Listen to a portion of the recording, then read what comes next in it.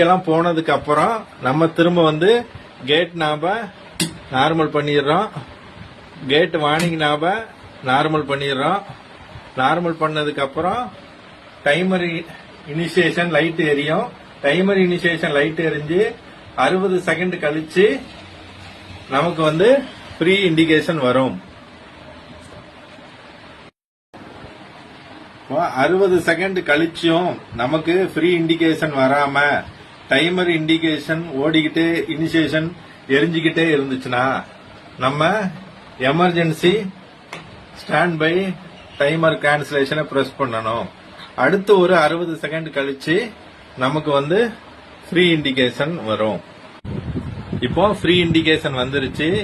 நம்ம இப்போ ஆர்கேடில இருந்து சாவி எடுக்கணும். முதல்ல ஆர்கேடிக்கு பக்கத்துல உள்ள புஷ் சுவிட்சை பிரஸ் பண்றோம்.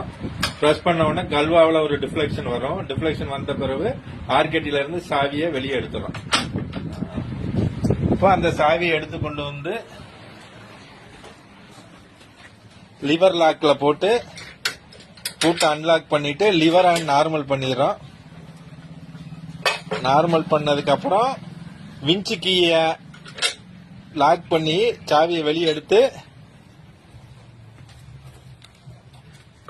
விஞ்சில இருக்க பூட்டுல சாவியை போட்டு அந்த லாக் ரிலீஸ் ஆனதுக்கு அப்புறம் ரிலீஸ் ஆயிடுச்சான்னு என்ஷூர் பண்ணிட்டு அதுக்கப்புறம் நம்ம கேட்டை ஓபன் பண்ணி விட்டுறோம்.